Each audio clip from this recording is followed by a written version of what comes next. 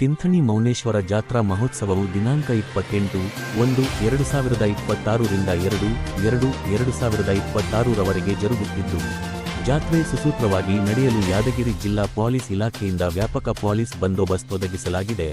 ಭಕ್ತಾದಿಗಳ ಅನುಕೂಲಕ್ಕಾಗಿ ಏಕಮುಖ ಸಂಚಾರ ವ್ಯವಸ್ಥೆ ಜಾರಿಗೊಳಿಸಲಾಗಿದ್ದು, ಶಾಂತಪುರ ಕ್ರಾಸ್ ಮೂಲಕ ತಿಂಥಣಿ ಪ್ರವೇಶ ಹಾಗೂ ವಾಲ್ಮೀಕಿ ಮಾರ್ಗವಾಗಿ ಸುರಪುರ ಕಡೆಗೆ ನಿರ್ಗಮನ ವ್ಯವಸ್ಥೆ ಮಾಡಲಾಗಿದೆ. 2 ಡಿವೈಎಸ್ಪಿ, 7 ಸಿಪಿಐ ಸೇರಿದಂತೆ ಹೆಚ್ಚಿನ ಪೊಲೀಸ್, ಕೆಎಸ್ಆರ್ಪಿ, ಗೃಹರಕ್ಷಕಗಳ ಸಿಬ್ಬಂದಿಯನ್ನು ನಿಯೋಜಿಸಲಾಗಿದೆ ಎಂದು ಜಿಲ್ಲಾ ಪೊಲೀಸ್ ವರಿಷ್ಠಾಧಿಕಾರಿ ಪೃಥ್ವಿ ಶಂಕರ್ ತಿಳಿಸಿದ್ದಾರೆ. ಸುರಪುರ ಉಪವಿಭಾಗದ ಡಿವೈಎಸ್ಪಿ ಜಾವೇದಿ ನಮ್ದಾರ್ ಜಾತ್ರೆಯ ಮೇಲುಸ್ತುವಾರಿ ಅಧಿಕಾರಿಯಾಗಿದ್ದು, ಜಿಲ್ಲಾ ಶಸ್ತ್ರ ಪಡೆಯ ಡಿವೈಎಸ್ಪಿ ಭರತ್ ತಳವಾರ್, ಸುರಪುರ ಠಾಣೆಯ ಪಿಐ ಉಮೇಶ್ ಎಂ, ಶಹಾಪುರ ಠಾಣೆಯ ಪಿಐ ಎಸ್.ಎಂ.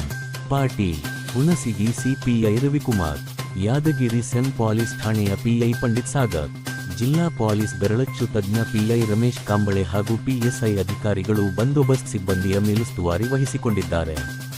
ವೈಡ್ ಆಗಿದೆ ನೋಡ್ರಿ, ಅಲ್ಲೇ ಹೋಗಿ ದೇವಸ್ಥಾನ ನೋಡಿ ಫುಲ್ ವೈಡ್ ಇದೆ.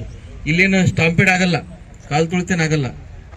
ಅದಕ್ಕೆ ಆಗದೇ ನೋಡ್ಕೋಬೇಕು ನಾವು ಅಷ್ಟೇ. ರಥೋತ್ಸವ ದಿನ ಧೂಳುಗಾಯಿ ಹೊಡೆಯೋ ದಿನ, ಆಮೇಲೆ ದೇವಸ್ಥಾನ ಒಳಗಡೆ ಪ್ರವೇಶ ಮಾಡೋ ದಿನ ಜನ ಸ್ವಲ್ಪ ಗುಂಪಾಗಿ ಹೋಗ್ತಿರ್ತಾರೆ. ಲಾಸ್ಟ್ ಟೈಮ್ ಎಲ್ಲ ಮಾಡಿದಿರಿ, ಆಲ್ಮೋಸ್ಟ್ ಬೇರೆ ಡಿಸ್ಟ್ರಿಕ್ಟ್ ಬಂದಿರಿ, ಕಲಬುರಗಿಯಿಂದ, ಬೀದರ್